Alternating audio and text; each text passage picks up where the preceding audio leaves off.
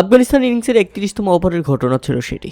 Bowling করছিলেন ইকবাল হোসেন ইমন, আর তার করা ডেলিভারিটি শর্টে ঠেলে দিয়ে ১ রান নেওয়ার জন্য দৌড় শুরু করেন আফগানিস্তানি ব্যাটার ফয়সাল সিনোজাদা। কিন্তু রান নেওয়ার সময় এই ব্যাটসম্যান ইচ্ছাকৃতভাবে যেটা করেছেন সেটা ছিল একেবারেই অপ্রত্যাশিত। রীতিমতো হতাশ হয়ে গেছেন ইকবাল হোসেন ইমন। বাংলাদেশে এই বোলার শুধু আম্পায়ারের দিকে তাকিয়ে বলছিলেন, এটা কি ছিল স্যার? এটা কোন ধরনের আচরণ? আপনি কি দেখেননি বিষয়টি? আমি কি তার সাথে কিছু করেছি? সে এমনটা করলো কেন? আম্পায়ার যখন এই ব্যাটসম্যানকে সতর্ক করতে যায় তখন তিনি আরও ব্যাপক ক্ষেপে যান। এমন একটা ভাব দেখালেন যেন তিনি কিছুই করেননি, বরং উল্টো ইকবাল হোসেন ইমনকেই শাসালেন তিনি।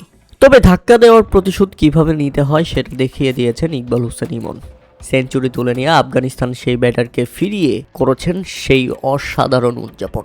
৯৪ বলে ১০৩ রানে ফিরে যান এই ব্যাটসম্যান। তার আগে ইকবাল হোসেন ইমনের সাথে যে খারাপ ব্যবহার করেছিলেন তার যোগ্য জবাব দিয়েছেন ইকবাল হোসেন ইমন। ফয়সাল সিনোজাদাকে আউট করে অসাধারণ সেলিব্রেশন করে নীরব জবাব দিয়েছেন ইকবাল হোসেন ইমন। আপনারা যদি একটু ভালো করে দেখেন তাহলেই বুঝতে পারবেন রান নেওয়ার সময় ঠিক এভাবেই ইচ্ছাকৃত একটা ধাক্কা দিয়ে যান ইকবাল হোসেন ইমনকে। এর আগে আমরা ইন্টারন্যাশনাল ক্রিকেটে মুস্তাফিজুর রহমানকে ধাক্কা দিতে দেখেছিলাম মহেন্দ্র সিং ধোনিকে। এটার জন্য পরবর্তীতে মহেন্দ্র সিং ধোনি ক্ষমাও চেয়েছেন।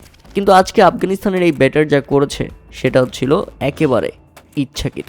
প্রিয় দর্শক, এ ব্যাপারে আপনাদের মতামত অবশ্যই আমাদের কমেন্ট করে জানাবেন। একটা ব্যাটসম্যান দুর্দান্ত খেললে, একটা ব্যাটসম্যান বাংলাদেশের বিপক্ষে সেঞ্চুরি তুলে নিলে তার যে এত সাহস, এত ভাব বেড়ে যাবে সেটা ছিল কল্পনার বাইরে।